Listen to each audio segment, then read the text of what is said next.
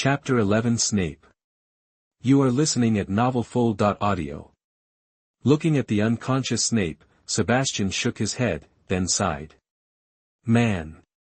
Getting him to really open up is tough. Why does this life feel so hopeless sometimes? Snape's a complex guy. He's undeniably brilliant, though, a brave warrior, a top-notch double agent, a gifted potions master. Sebastian had been planning this since his school days. Getting Snape to work at Swann Alchemy, he was sure that if Snape joined as a researcher, he'd do amazing things, whether it was potion research or dark magic. This was the same ruthless guy who invented dark magic and its antidotes as a student. Because of Sebastian's meddling, Snape never went to the Hog's Head Inn and never heard the prophecy, which meant he didn't tell Voldemort. Once Dumbledore dealt with Voldemort, Sebastian figured he could bring Snape to Swann Alchemy, but even the best laid plans, Voldemort still learned about the prophecy, the one about being defeated by a kid born in late July. Sebastian was annoyed. What were Dumbledore and his brother doing? How did they mess up containing something this important? And who did hear the prophecy this time and blab to Voldemort? He'd heard it was some fat guy in a black robe, with just his eyes visible. Voldemort quickly decided that Lily's son, Harry, was the boy in the prophecy, and ordered the Death Eaters to hunt down the Potters. When Snape heard the news, he couldn't reach Lily. He begged Sebastian to help Lily however he could, then turned to Dumbledore. In Snape's eyes, only Dumbledore, the only wizard Voldemort feared, had the power to protect Lily's family. Under Dumbledore's direction, he became a dangerous undercover agent. He'd do anything for Lily. After Voldemort's fall, Dumbledore cleared Snape's name and made him potions professor at Hogwarts. Sebastian shook his head, snapping back to the present. Too bad, he never got Snape to Swann Alchemy. Instead, he became a professor feared and even hated by the young wizards. As a potions professor, Snape never skimped on the teaching. He improved countless potion recipes and methods, then he taught it all, openly, to the students at Hogwarts. In that sense, Snape was a great teacher. That's why he was respected by the other professors, but beyond that, Sebastian couldn't defend Snape's teaching style. Pure repression. It was all too familiar to Sebastian. After all, he grew up under that kind of system, and Snape had a razor-sharp tongue, a sharp tongue plus repressive education. A disaster. Didn't you see the kids shaking in their boots the minute potions class started? No matter how good the lesson, they weren't going to absorb anything, and it was so old-fashioned. What was this? The Dark Ages. Encouragement was the way to go. Snape, old bat, had a lot to learn from Professor Swann. Professor Swann would show him how to spark a kid's interest and get them to love learning. Sebastian sighed again. Fuzzy visions. He'd definitely manipulated Snape a bit. He hoped this white lie would encourage him to make a change. Sebastian stood, held up the bottle, gave it a shake, then glared at Snape. Heh! What a lightweight, still more than half a bottle left, might as well raise fish in it. He'd only had 2 cups, and he's out cold. Next time he went to Hogwarts, he'd sit at the kids' table. Jeff. First, get Severus to the guest room, and put him in some clean pajamas so he can sleep comfortably. Sleeping on the couch. What would people think?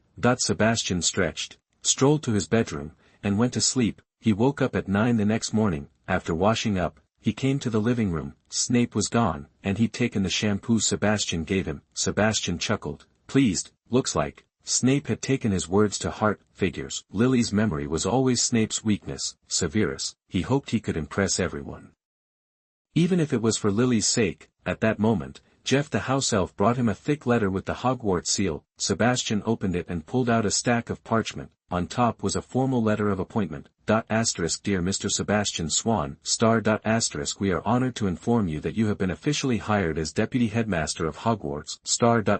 From now on, you will be responsible for communication between Hogwarts and other international magical schools. Hogwarts Headmaster, Albus Dumbledore. Sebastian was impressed. That was fast. It had only been an afternoon. He flipped through the documents and found more paperwork, all handled by Professor McGonagall. Finally, there was a note written by McGonagall herself. I've read the plan you gave Professor Dumbledore. Feel free to run with it. You have my full support. Also, I'm looking forward to the changes you'll bring to Hogwarts. Sebastian felt a surge of warmth. That was Professor McGonagall, always so considerate. she might look stern, but she had a gentle heart. She was a great source of encouragement. After breakfast, Sebastian changed into a discreet wizard's robe. He was full of ambition. "Let's do this, Sebastian, you're a Slytherin through and through, the opportunity is right in front of you, grab it. Come on.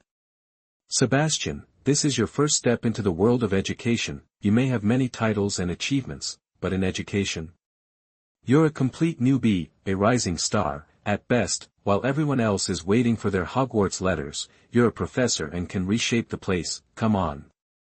Sebastian, this is the first step in transforming Hogwarts. You made such a big promise to the professors, don't let them down, don't let your ideals down." Sebastian straightened his robe again. "All right. First stop. Beauxbatons, the magic school in France. Let's go." Chapter 12 Madame Maxime. You are listening at novelfull.audio.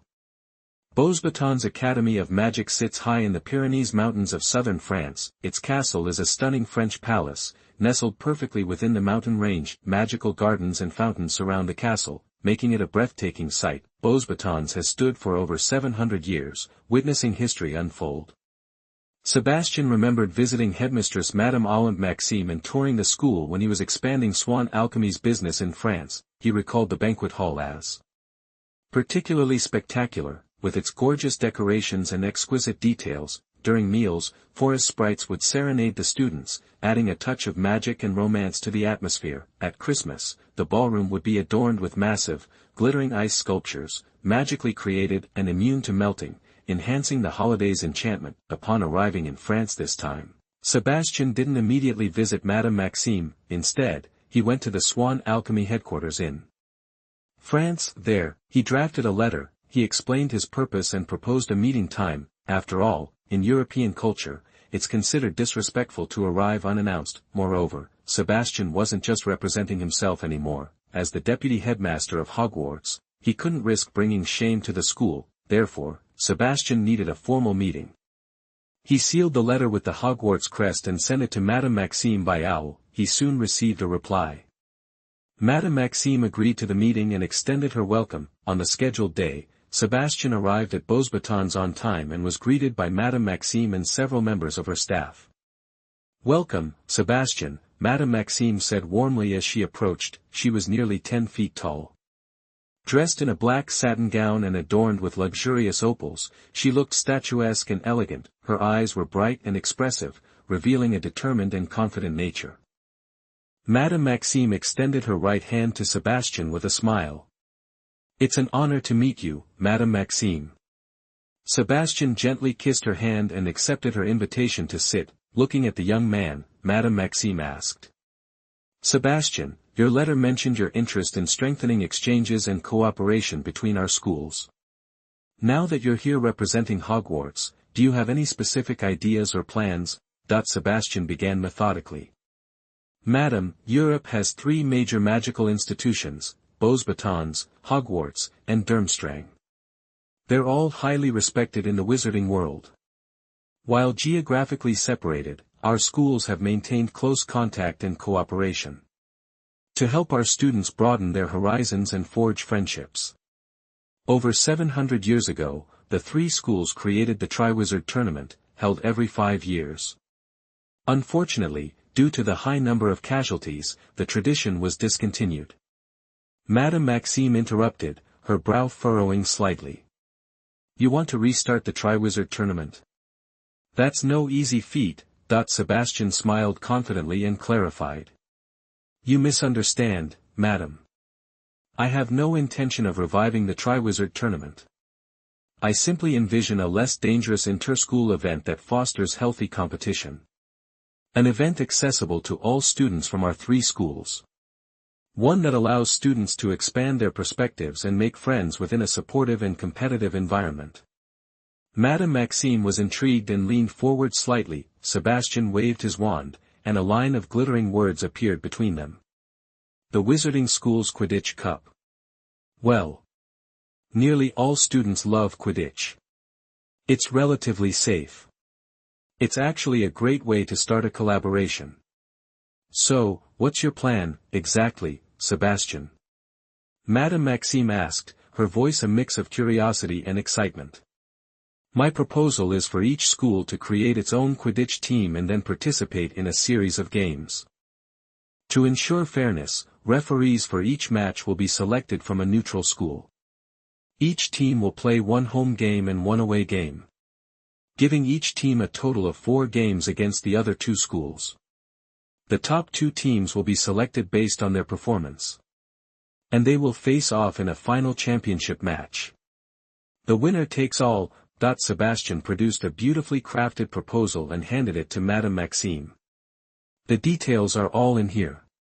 Please review it at your leisure. I'm here to answer any questions you may have. Sebastian's voice became slightly shy. I do have a somewhat self-serving motive. Swann Alchemy has launched a new division, Swann Media. This year, Swann Alchemy introduced 3 new alchemical products, the Magic Camera, Magic Image, and Magic TV. Madame Maxime replied, yes, Swann Alchemy in France sent me a sample. And I heard those products were a big hit during the Quidditch World Cup. Sebastian smiled and continued. Swann Media would like to acquire the broadcasting and video rights for the Wizarding School's Quidditch Cup. Of course, Swann Media will not take any revenue from the alchemy products sold or the advertising revenue during the live broadcasts. Instead, that revenue will be split equally among our 3 schools. Madame Maxime gave Sebastian a playful look. You're quite clever. You don't miss an opportunity to benefit your company. Taking the proposal from Sebastian, Madame Maxime began to read it carefully. After a day of intense discussion, Madame Maxime reached a decision. Beauxbatons Academy of Magic would co-host the Wizarding School's Quidditch Cup with Hogwarts. After bidding farewell to Madame Maxime, Sebastian traveled to Northern Europe and successfully persuaded the headmaster of Durmstrang to join the initiative. For the next month, Sebastian traveled around Europe and finalized the details with the heads of the other 2 schools in early August. During this time, Sebastian also took a day off to participate in the Quidditch World Cup. He caught the golden snitch in under 2 minutes and advanced to the top 4. Exhausted, Sebastian returned to his home outside of London. As soon as he got inside, he collapsed on the bed and buried his face in the comforter. It's so exhausting when I can't just call the shots. Chapter 13 Preparation before school starts. You are listening at novelfull.audio. After barely getting a single day of rest, Sebastian dragged himself out of the ridiculously comfortable bed. Even though every fiber of his being protested, he started giving himself a pep talk. Sebastian, don't you dare slack off. You're the deputy headmaster of Hogwarts now. Kiss that lazy, comfortable life goodbye. And, you know what they say about new jobs. You gotta make your mark. He'd already started one fire. Time to strike while the iron's hot and start another. Sebastian envisioned his vice-headmaster role allowing him to shake things up at Hogwarts in 3 key ways. Those were his 3 fires. First, he'd tackled the stuff directly under his control. That's why he launched the Wizarding School Quidditch Cup, hoping to tear down those house barriers through a little friendly competition. Now, it was time for the second fire, alchemical items. His plan: replace everything at Hogwarts, inside and out, sparing no expense, and make that place shine like new. Hey! It's my way of giving back to my alma mater. The professors and students are gonna love it. The third fire would be focused on personnel. No syllabus. Boring lectures. Gotta change it all. Thinking about this, Sebastian shook his head, trying to clear the crazy thoughts. Whoa, slow down, buddy, you're getting ahead of yourself. He gave himself a mental slap on the wrist. Don't rush things, Sebastian. You're a total newbie in education, and you basically parachuted into the vice-headmaster gig. You're lucky if the other professors don't give you the cold shoulder. Personnel stuff. Seriously? Imagine a professor saying, "Who do you think you are? You've been teaching for, 5 minutes. You'd be toast." Sebastian, oh, Sebastian. You're such a Slytherin. Patience, my friend. A true Slytherin never goes into battle unprepared. Wait until you've got some results, something that will impress everyone. Then you can start messing with personnel. That day would come, when Sebastian arrived at Swann's alchemy warehouse. He was greeted by mountains of alchemical items, alchemy beds, magic lamps, magic tables, chairs, you name it. A wave of pride washed over him. Hogwarts. I'm building a kingdom for you. So many goodies. Which professor could resist this? And what kid wouldn't love it? Sebastian had placed the order for these items the minute he got the Hogwarts job offer. He figured they wouldn't be ready until mid-August at the earliest. Turns out, the employees were on it. Looking at the crowd of employees watching him, Sebastian called out, "Everyone, you've all been working so hard this past month. I never thought we could get this much stuff ready so fast. Swann Alchemy's got the best employees in the world." Sebastian waved his hand, beaming. "I'm announcing it right now. Every employee who worked on these items gets double their salary for last month." The employees went wild. "Oh my God. The boss is so generous. And that's nothing. I heard he's donating all this to Hogwarts for free. Think of how many galleons that is." "Wait, what? Seriously? Holy cow. The kids at Hogwarts are gonna be rolling in it. Man. I just graduated this year, and I missed out. Boss. I'd have your baby." The employees were pumped. They huddled together, buzzing with excitement. "The boss is so generous. He's a great guy to work for. He deserves to be rich.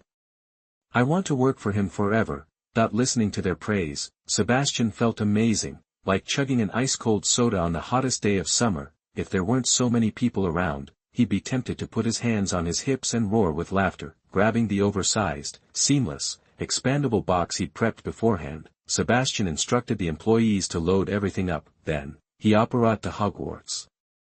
Hogwarts was unusually quiet. You wouldn't have guessed that it had been bustling recently. According to what Sebastian knew, Professor McGonagall and Professor Sprout were the only ones at Hogwarts. Professor Sprout pretty much lived at the school to take care of her plants. Professor McGonagall was a real workaholic. She had been busy with the admission of young wizards since the holiday. "Humph," Sebastian muttered bitterly. "Old Dumbledore doesn't know how to appreciate his people, treating Professor McGonagall like an appliance. I'll fix that." Professor McGonagall is about to be thrilled. Sebastian pulled out his wand and sent a Patronus message to Professor McGonagall. Then, he strolled toward the Great Hall. As soon as he walked in, he cleared a space with a flick of his wand. Then, he started pulling out samples from the box, arranging them neatly. Professor McGonagall showed up in the Great Hall moments later. When she saw the alchemical items, she looked at Sebastian, confused. "Sebastian, what's all this?" Sebastian puffed out his chest and announced proudly, "I've always considered Hogwarts my second home. Now that I've had some success, these alchemical items are my way of giving back." Before Professor McGonagall could say anything, Sebastian eagerly walked up to her and started his sales pitch. "Check out this alchemical magic bed. When you pull the curtains, it blocks out all light and sound. No more roommate snoring keeping you up at night. Sufficient, high-quality sleep is essential for learning." Dragging Professor McGonagall to the next item, Sebastian continued, "Magic lamps. The best way to protect young wizards' eyesight. The magic world hasn't found a cure for myopia yet. We have to do everything we can to protect our kids. We might be poor, but we can't skimp on education. Stick these in the library, the classrooms, the hallways, the common rooms, the dorms, everywhere you can think of." After showing off the last item, Sebastian patted the box he'd brought, beaming. "That's all the alchemical items you need. Plus, I got the deluxe version of everything for the professors. They work hard and deserve the best. Swann's alchemy staff can't just waltz in and start renovating Hogwarts, so I'll do it myself." Professor McGonagall finally cracked a smile. She rubbed her hands together, looking delighted. "I've been meaning to replace those old tables and chairs for ages. Thank you, Sebastian, but I can't let you do all this alone. You need to save your energy for the Quidditch World Cup. Go back and get some rest. I'll write to the other professors and ask them to come help tomorrow." With that, Professor McGonagall spun around and hurried away, her steps light and quick, her face radiant with joy. She couldn't wait to share the good news with the others. Chapter 14 Snape's Concern. You are listening at novelfull.audio. The next morning, the professors hurried back, buzzing with excitement over Sebastian's donation. A lively debate even broke out about how to decorate the school, but this little spat didn't dampen their spirits. With Sebastian's guidance, they quickly grasped how to use the new alchemical items. To maximize efficiency, Professor McGonagall had all the tables and chairs removed from the Great Hall, and then Sebastian laid out the equipment. The professors, energized, showed off their skills, each carrying their assigned items to their designated areas to begin setting up. Sebastian and Snape headed to the Slytherin common room. As soon as they walked in, Sebastian couldn't resist.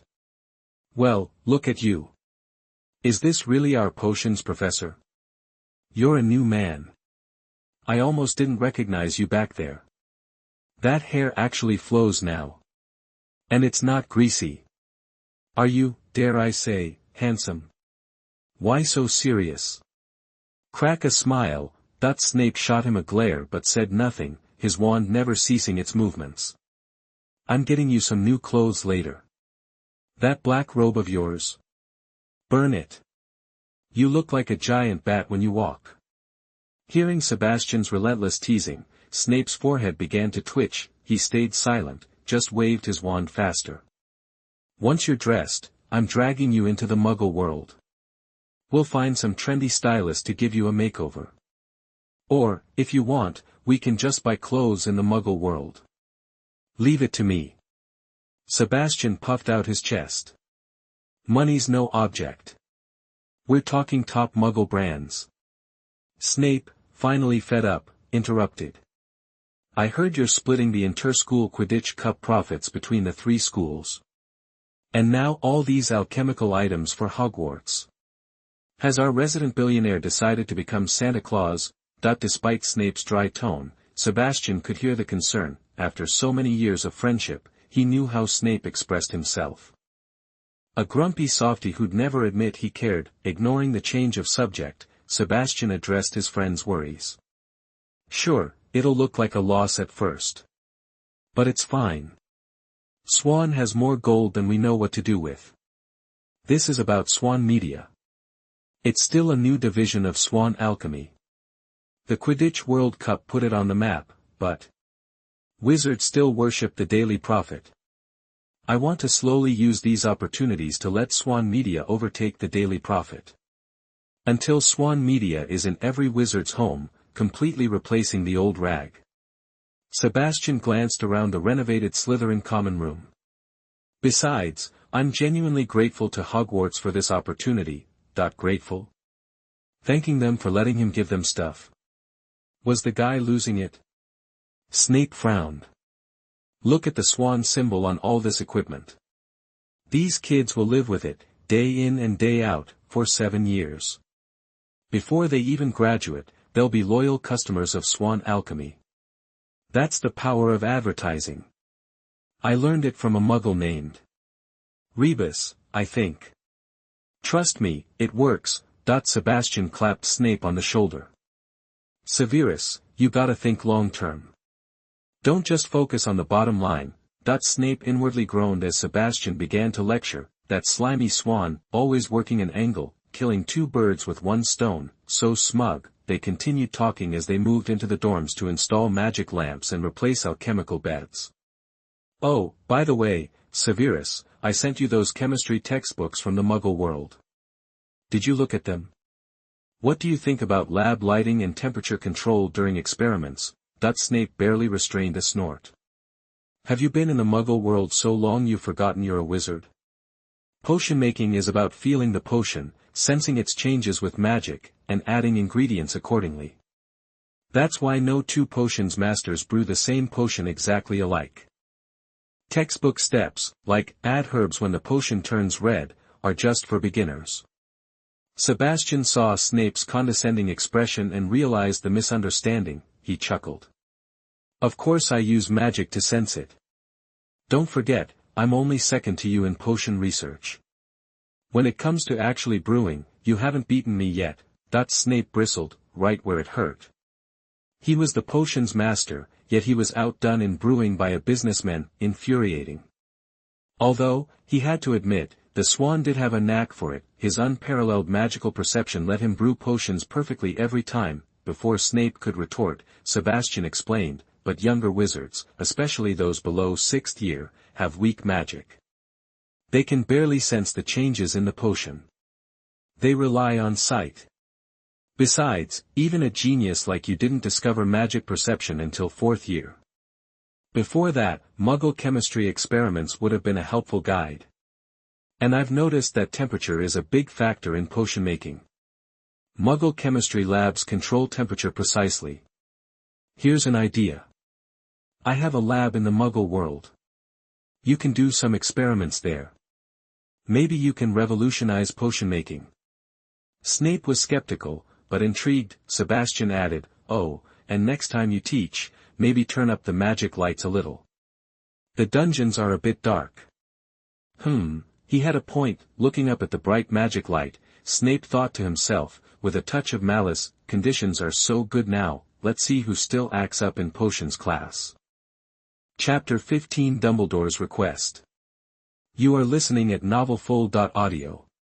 On August 8, just 3 days before school started, Sebastian received a letter from Dumbledore. It didn't say exactly what was up, but Dumbledore made it sound serious and wanted him to come to Hogwarts ASAP to discuss it.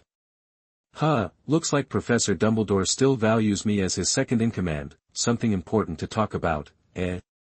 Not bad. Sounds like the boss thinks I'm doing a good job and wants to give me more responsibility. I wonder if he needs me to manage personnel. Or maybe handle the finances. Ugh, tough choice, how am I supposed to pick? Hee. Sebastian hurried to Hogwarts and went straight to the headmaster's office. He barely had time to sit down before Dumbledore dropped a bomb. Wait, what? You want me to teach Muggle studies? Isn't Professor Quirrell doing a good job? Why me? Sebastian couldn't believe what he was hearing. He was also feeling a weird mix of emotions. I mean, this is definitely important. And he did need to talk to me about it, but it was way off from what Sebastian expected. Dumbledore chuckled. Sebastian, don't get your robes in a twist. Let me explain. Professor Quirrell resigned the day before yesterday. It was a complete surprise to me. I tried to talk him out of it, but it was no use. Let me show you something. Dumbledore pulled out a magical photograph and slid it across the desk to Sebastian. Sebastian squinted at it. Whoa! Isn't that the photo I included in Quirrell's gift? Could it be? Before Sebastian could say anything, Dumbledore continued, Professor Quirrell showed me this picture. He said his Muggle knowledge was seriously outdated. He didn't recognize most of the things in the photos you sent, let alone know their names or what they were used for. He was dead set on resigning. Said he wouldn't mislead the students, no matter what. He packed his bags that very day, saying he was going to travel around the Muggle world. Dumbledore ran a hand over his forehead. School starts in less than a week. Even if I put out a job posting now, I doubt I can find a suitable professor in time. Fortunately, this photo Professor Quirrell gave me reminded me you spent the last 2 years in the Muggle world. Plus, since becoming deputy headmaster, you haven't been teaching any specific subjects. You were just in charge of the Quidditch team, which isn't exactly a heavy workload. See? You're the perfect fit. Dumbledore stood up, walked over to Sebastian, clapped him on the shoulder, and smiled kindly. Sebastian, you wouldn't want to let an old man down, would you? Come on. Sebastian felt a shiver down his spine. Just say you want me to teach the class. Why all the song and dance? But hey, whatever. This way I get to hang out with more of the young wizards. He jumped to his feet and said firmly, no problem, Professor Dumbledore, I'm Hogwarts utility player. Put me in, coach. Muggle studies is all yours. It's just Muggle studies, I was a Muggle in my previous life. Piece of cake. I'll show them some real Muggle stuff, I guarantee the kids will be begging for more. As plans raced through his mind, Sebastian stood to say goodbye. He hadn't even reached the door when Dumbledore stopped him. Turning around, Sebastian saw Dumbledore give him a thumbs up. Almost forgot to congratulate you, Sebastian, last Sunday's final against Canada was a nail-biter. Professor McGonagall has been singing your praises non-stop these past couple of days. Turns out, you're the man who sealed the deal in 2 minutes. You're a rock star. Dumbledore winked playfully. I heard the Quidditch committee is arguing over changes to the Quidditch system and reducing the Seeker's role. Sebastian thanked Dumbledore and left, already deep in thought. Nerfing the Seekers? That OP role should have been balanced long ago. In Quidditch, the Seeker is a lone wolf. They don't coordinate with the team. The game revolves around catching the golden snitch. As long as the Seeker snags the snitch, the game's over and their team gets 150 points. The Seeker pretty much guarantees victory. Changing the Quidditch format, huh? Can't let that happen without my input. Seeker for the Quidditch World Cup winning team, the man who secured victory within 2 minutes. In the history of the Quidditch World Cup, I'm one of a kind. That's a catchy nickname. It only sounded so good because I threatened to pull post-match interviews with the Daily Prophet. Is there any Quidditch player with a better nickname? Is there any Quidditch player with a more impressive resume than mine? Is there any Quidditch player who's braver on the field than me? Didn't you see the Canadian team completely give up attacking, except for the Seeker?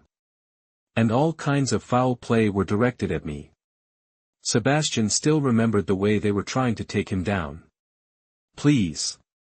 My magic awareness range is off the charts. Covering that tiny Quidditch pitch is a cakewalk.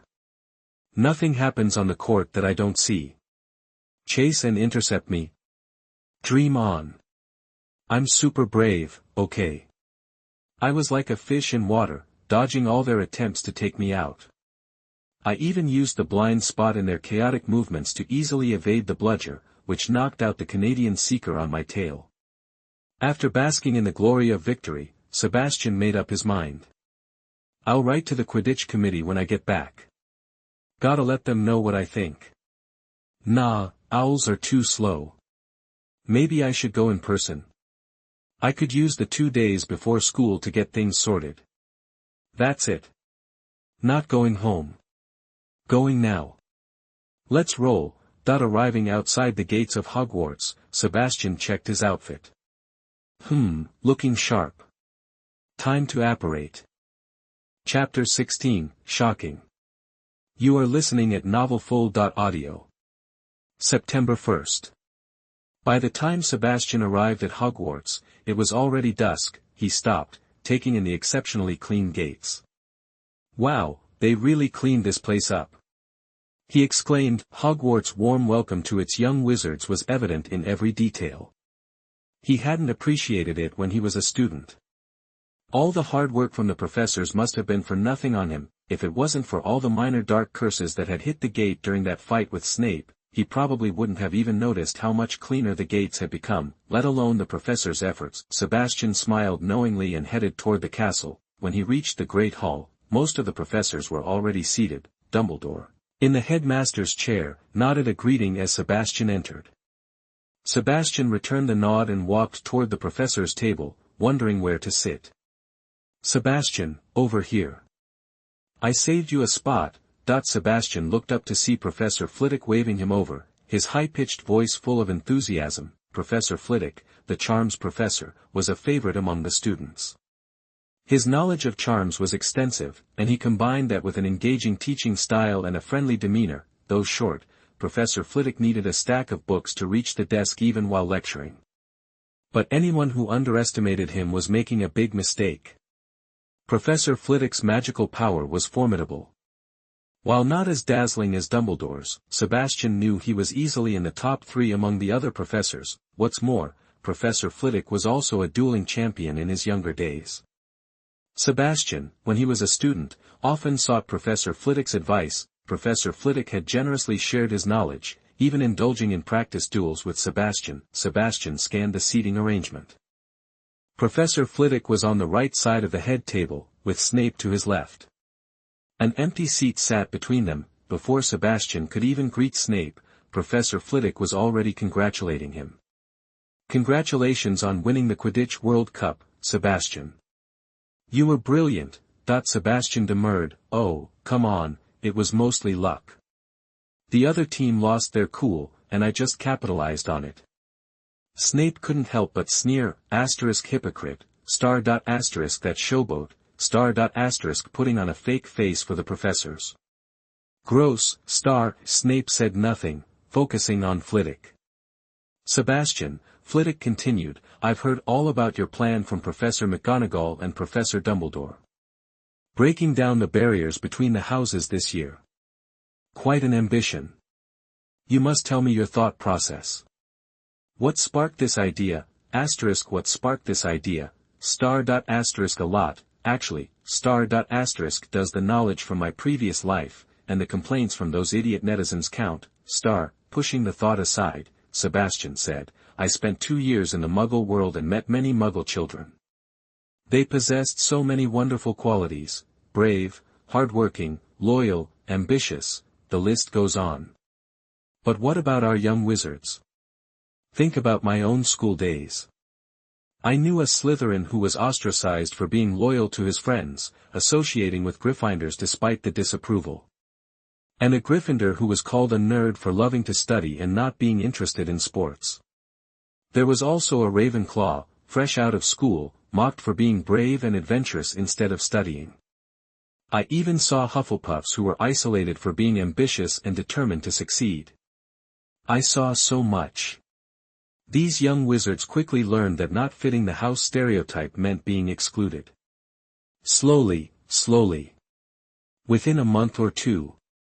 Hufflepuff was left with just loyalty. Ravenclaw with just wisdom. Gryffindor with just courage. And Slytherin with just ambition. Sebastian looked around, noting the professor's rapt attention. He continued, I kept asking myself, after meeting those Muggle kids. Shouldn't every child be like that? Brave, intelligent, loyal, and ambitious. Why can't our young wizards possess all of those qualities? Are we actively suppressing the others? The Hogwarts house system was created by 4 great wizards 1,000 years ago.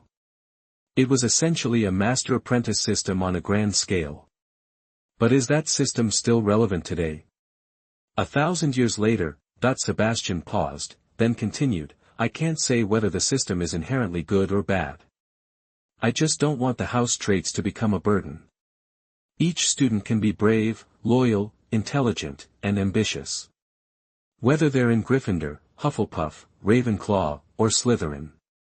I want to see them embrace all the good qualities of being human. I want all young wizards to express themselves freely.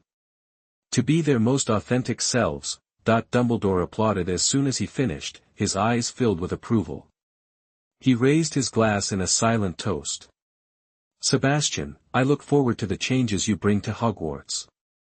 Professor Flitwick was even more enthusiastic, jumping up and down on his stool and nearly falling. Standing on the stool, he patted Sebastian on the shoulder. That's amazing, Sebastian. I'm right there with you. Snape, still absorbed in Sebastian's words, was slightly stunned. Loyal to friendship, making friends with Gryffindors. The distant sounds of students' laughter and footsteps grew closer. The students were arriving. Chapter 17, A Lively Opening Dinner. You are listening at novelfull.audio. Holy cow, the young wizards burst out as soon as they stepped into the great hall. What a sight. Beyond the usual floating candles and the enchanted ceiling showing the night sky, the whole place was transformed. Brand new tables, chairs, and super bright magical lights. After just one summer, the Hogwarts Great Hall was practically unrecognizable. The kids were thrilled, practically diving into their seats and launching into a wild discussion. Did Dumbledore win the lottery or something? Where'd he get all this fancy stuff from Swann? Nah, I bet the professors found Merlin's secret stash. Totally. Remember what Merlin said? Go find me. All my treasures are in one place. Dumbledore must have cracked the code. Check it out. This stuff's custom made. The school must be spoiling us rotten. Whoa. Look at the middle of the table. Is that an ancient rune circuit? You put your food there. and it stays warm. Just like the table we bought, a second-year wizard, surprised to find himself rising higher as he sat, shouted, "Guys, check this out. My seat adjusts to my height. It's perfect." "No way. Seriously? Let me try." Other younger students followed suit, and soon the hall was filled with gasps of amazement. "Awesome. Mom won't have to worry about me reaching the food anymore. I so want one of these for home." Over at the Gryffindor table, Charlie Weasley was feeling a little out of it. He'd been pumped to talk about the Quidditch match he'd seen over the summer. What an epic game, way better than fancy furniture, right? He had no clue what his friends were going on about. So boring. He glanced at his brothers nearby. Wow, each one more excited than the last. Even Percy, usually so calm, was running his hands all over the table, practically drooling, and Fred and George. Those two were doing some kind of ridiculous arm-length dance. Charlie sighed. These guys were such babies, unlike him, a mature, grounded adult. He looked up at the professor's table. They were all smiling, like they'd known this would happen. Even Snape wasn't scowling quite as much. Wait a sec.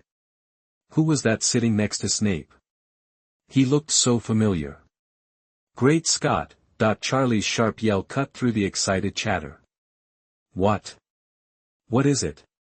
What's going on? The other students, curious, looked toward Charlie. Before they could get a good look, Charlie shot to his feet, his face a mask of disbelief. He pointed a trembling finger at the professor's table and shouted, "2-minute man." 2-minute man.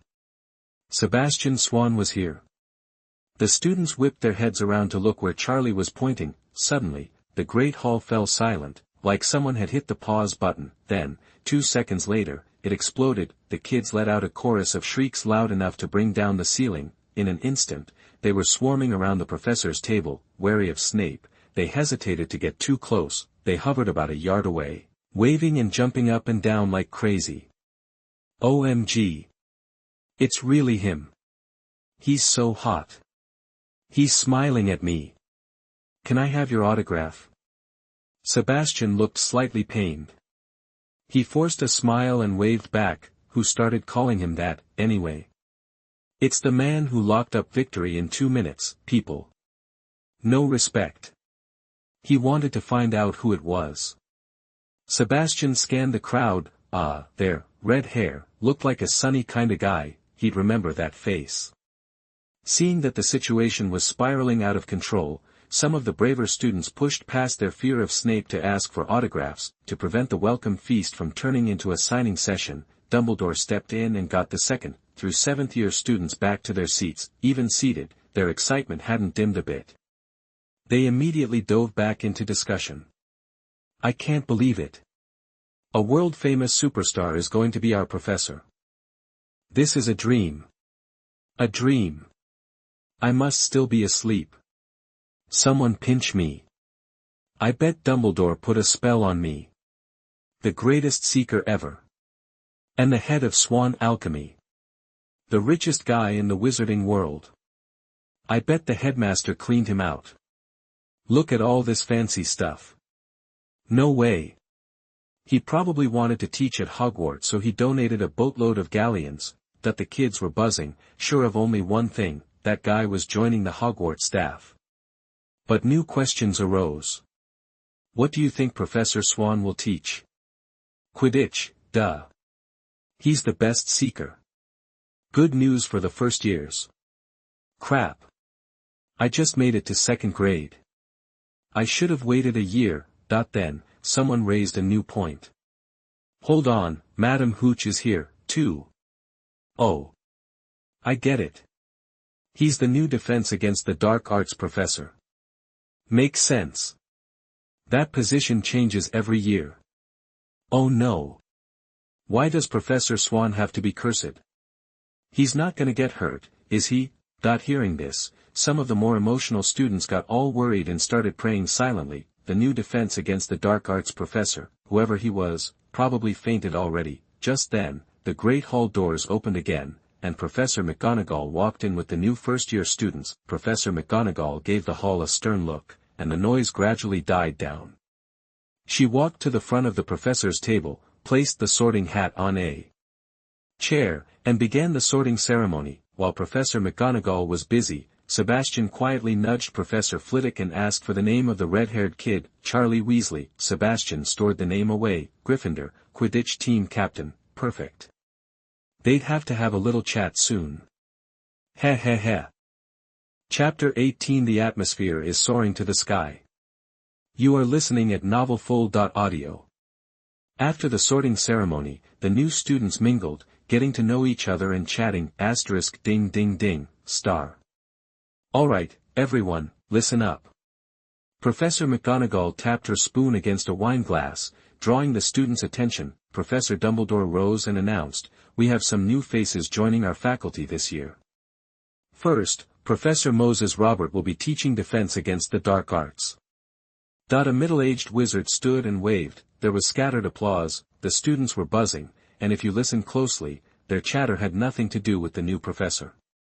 Why him for defense against the dark arts? Wasn't Professor Swann supposed to teach that? Awesome. Professor Swann safe now. Is Professor Swann teaching Quidditch? I should have waited a year to enroll. Dumbledore paused and continued. Secondly, Professor Sebastian Swann will be teaching Muggle studies. He's also the deputy headmaster, overseeing school communications. The great hall erupted, the students jumped to their feet, applauding wildly. Professor Swann. Professor Swann. Professor. Will you teach us Quidditch? Professor. Can I get your autograph? No way. That's a junior year course. I should have waited to enroll. School communications. What's that? Dumbledore smiled, raised his hands, and quieted the crowd. Okay. I know you all like Professor Swann. You have all year ahead of you. I'm sure you'll get along just fine. Let's turn the floor over to Professor Swann. I think Professor Swann wants to show you how to use some of the alchemical items. When I first saw some of them, I had no idea what they were for. Sebastian stood to thunderous applause. He walked to the front, smiled at the students, and spoke loudly. First of all, thank you for the warm welcome. He bowed slightly. Ah. He bowed to us. Such a gentleman. He's so cute, that when the noise died down, Sebastian continued, to show my gratitude to Hogwarts. Swann Alchemy has donated some alchemical items to the school. I hope you like them. Next, I'll quickly demonstrate how to use these items so you don't have to struggle figuring them out yourselves back in your dorms. Wouldn't want to disturb your sleep and get in trouble with the other professors. Sebastian smiled, waved his wand lightly at his bag, and a palm-sized magic bed floated out. Under his control, it expanded to full size, landing silently on the floor. The students erupted again. What just happened? Am I seeing things? How did a tiny bed come out of his bag and get so big? Duh. His bag's got an undetectable extension charm on it. He shrunk the bed with a shrinking spell and put it in his bag. Some older students, eager to show off, explained to the younger ones. Sebastian casually picked a student from the audience to be his model. What's your name? He asked, looking at the young boy. The boy bowed politely. I'm Cedric Diggory, Professor. I'm a sophomore. This asterisk is Cedric. Future Hufflepuff Quidditch captain, a genuinely good guy, no wonder he's so polite. Sebastian whispered instructions to Cedric, then had him sit on the bed, close the curtains, and come out a moment later. Cedric emerged, excited. That's incredible, Professor. As soon as I closed the curtains, I couldn't hear anything. It's completely dark in there, I couldn't see any light. But, just like you said, when I turned on the lamp inside, it was plenty bright. I could even control the brightness. The students were buzzing with excitement. That's amazing. Soundproof, lightproof, and it even has a light inside. Some of them were itching to try it out. Awesome. I can snore without bothering my roommates. I can turn on the light and study at night. I can sing in the middle of the night. that the students were brainstorming all the possibilities. Do you know how much those beds cost? My family bought one like that from Swann Alchemy. It was nearly 100 galleons. 100 galleons for a bed? Wow! If every student had one, the students started doing calculations, some struggling to keep up. Sebastian ignored the chatter and quickly demonstrated the next alchemical item. By the time he was finished, the students were in shock. Professor Swann is loaded. How much money did all these alchemical items cost?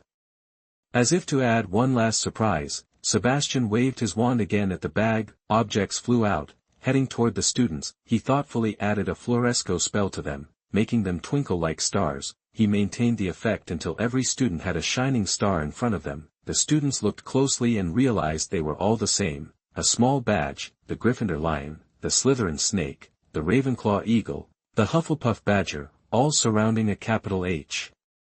The Hogwarts school emblem. Sebastian's voice reached them. Students, this is a gift, just for you. A gift that belongs to each of you alone. A protective emblem in the shape of the school crest. Chapter 19 Breaking News. You are listening at novelfull.audio. The little wizards were a powder keg ready to blow. The auditorium instantly erupted in cheers. They jumped up and down, practically bouncing off the ceiling. Even though Sebastian had anticipated it, the sudden burst of noise still almost deafened him. The kids held the protection badges in their hands, examining every detail with fascination. The more they looked, the more they loved them. Oh my God! A protection badge.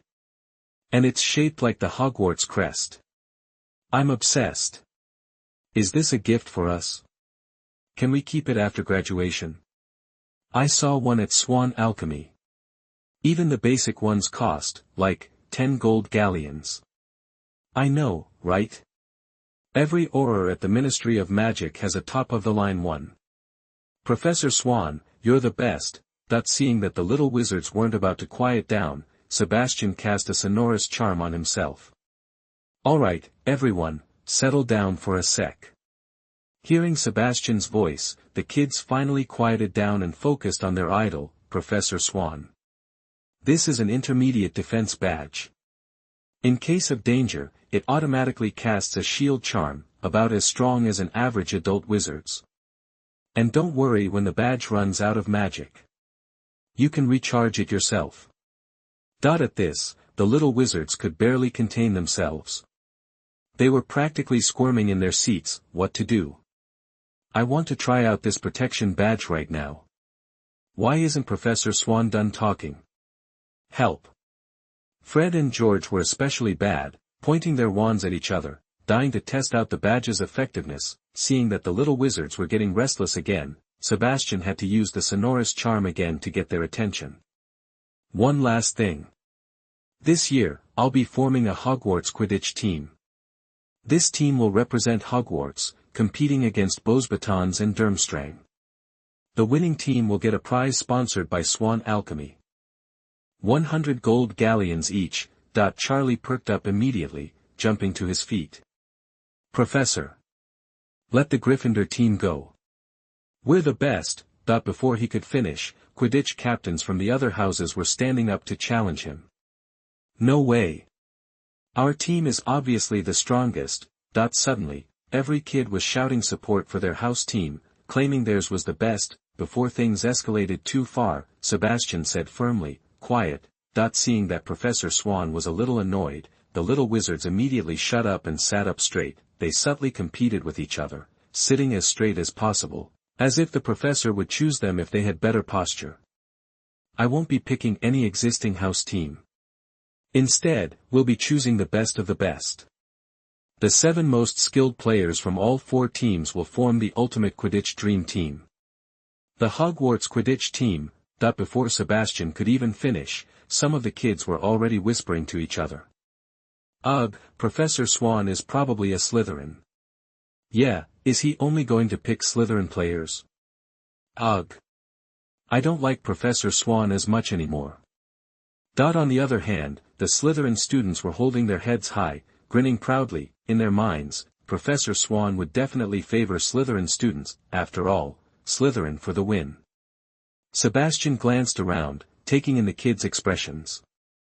He was secretly amused, but he simply said, "The tryouts will be completely fair and transparent. I don't care what house you're from. All I care about are the results. The top 7 players will automatically make the team." Charlie's heart soared. Fair tryouts, Hogwarts Quidditch team, compete with other magic schools, Wizarding School Quidditch Cup, 100 gold galleons each. Holy cow. It was all too good to be true, just thinking about it made his blood pump. He mentally pumped himself up, determined to get more Gryffindors on the team than Slytherins. Just as he was about to find Gryffindor keeper Wood to discuss strategy, Professor Swann spoke again. Tryouts will be held the first Saturday after classes start. Meet on the lawn in front of the castle at 8:30 a.m. If you're interested, don't be late. I'm very punctual. Travel light. I'll be providing special brooms for the tryouts. And if you think anything is unfair during the tryouts, you're welcome to report it to Headmaster Dumbledore. Sebastian looked at the little wizards and, seeing that they were all fired up, dropped one more bombshell. Also, I'll need 60 young wizards to form a professional cheerleading squad. When we travel to other magic schools for the competition, the cheerleaders will come along to support the Hogwarts team. If you're interested in cheering for the Hogwarts team, or if you're interested in visiting other magic schools, don't miss this opportunity. It's getting late. If we keep talking, you'll probably pass out from hunger. I'll post the specific tryout process and cheerleading squad selection criteria on the bulletin board tomorrow. You can check it out yourselves then. With that, Sebastian bowed to the kids again and returned to his seat with a smile. Wait, what? Did I hear that right? Cheerleaders. And we get to visit other magic schools. The little wizards groaned and condemned Professor Swann's cruel teasing. Professor Swann. Please explain. You've completely piqued our curiosity, we're not hungry yet. We can hold on, please explain now. The kids were buzzing throughout dinner.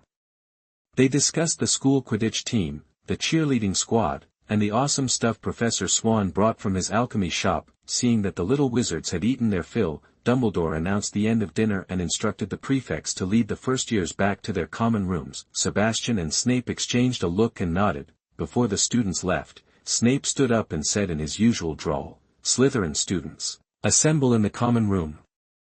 We have a little meeting to attend." Chapter 20 The New Official's Third Fire. You are listening at novelfull.audio. Arriving outside the common room, Sebastian winked at Snape. "Where's the password?" Snape glanced at Sebastian with disdain, walked forward, and said to the stone wall, "Pure blood." A stone gate appeared on the wall and slowly opened. Once the door was fully open, the two entered. Sebastian muttered to himself as he walked in, "Pure blood. What is this, some historical reenactment? And why is a half-blood like you using it? I'm changing this lame password later. Something like, glory. Or, unity would work. Unity is the theme of Hogwarts going forward." The Slytherin common room was packed with students, buzzing about the renovations. Professor Swann, they greeted Snape and Sebastian as they entered. Some whispered to each other, "Did Professor Snape get a haircut? He looks kinda sharp." "Haircut? Nah, look closer. He just washed his hair." "What kind of shampoo is that?" "Smells good." Sebastian almost burst out laughing. Considering Snape's mood, he focused on sad memories to keep it in. Man, was it hard? Snape's face darkened slightly, but he didn't react. He simply conjured a chair into a small platform. Clearing his throat, he drew their attention. "We'll have a short meeting, and Professor Swann will speak." Oh, you're just setting me up, aren't you, Snape? Showing off a little platform, fine. I'll play along, Sebastian stepped forward, faced the students, and said confidently, "Hello, Slytherins. Today, as one of you, I want to talk about Slytherin's honor. I learned that Slytherin has won the House Cup for 5 years running. That's amazing. I'm proud of you all. But I've also heard things from some graduates. Sebastian paused, looking around. Silence. They were curious. Some say Slytherin won the House Cup dishonestly. I got angry and asked why. They say our Quidditch team wins by cheating and fouling. They say Professor Snape is biased toward Slytherin and docks points from other houses for no reason. They say that under such unfair conditions, our victories are a joke. Are you angry when you hear that? You. And you. Are you angry? Sebastian saw shame and anger in their eyes. Professor. What do we do? The Slytherin prefect asked, standing up. Yeah, tell us what to do. The others echoed, how dare they question us? Snape might dock points more, but our achievements are real. Only Ravenclaw can compete academically. The other two houses are useless. From today on, Professor Snape will be fair. He will treat everyone fairly. And you will study hard. Prove yourselves with your grades and your abilities. Quidditch team, you will train hard and improve. Win cleanly and shut everyone up. Work together and win this year's House Cup in the most beautiful, undeniable way. Leave those who look down on Slytherin speechless. Sebastian scanned them. Can you do this? The students were fired up. Yes. We can do it. Glory to Slytherin. Professor, what if someone provokes us? A student asked, breaking the mood. Provokes you? Sebastian chuckled. Seems like you're usually the ones doing the provoking. Sebastian's expression turned serious. What are Slytherin's traits? Ambition. Cunning. A smart Slytherin doesn't make enemies everywhere. So, show some restraint and the demeanor a Slytherin student should have. Trash talking is for cowards. Shut them down with an impeccable victory. But what if they do provoke you? Sebastian puffed out his chest. Back when I was at Hogwarts, they called me the Enforcer.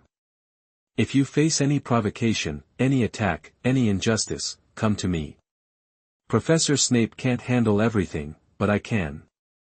From now on, I'll handle everything your head of house can handle. And everything he can't. No one will suffer an injustice. The students were energized, lost in the moment. Sebastian added quickly, of course, I have to be clear. If I find out you're bullying others, you're bringing shame to Slytherin. And I won't hold back. Leaving the common room, Sebastian felt satisfied. Okay, first order of business, addressed. Since I can't mess with the other professors yet, time to pick on some kids. Let this be a lesson to them. For the glory of Slytherin, On the way back to the professor's quarters, Sebastian patted Snape's shoulder. Severus. You too. Let these students see the change in you. Be the professor you should be. He pointed upward. Lily's watching. Don't let her down. Looking at Snape's retreating form, Sebastian thought, don't blame me for bringing up Lily, Severus. As long as you haven't changed completely, I'm gonna keep using that,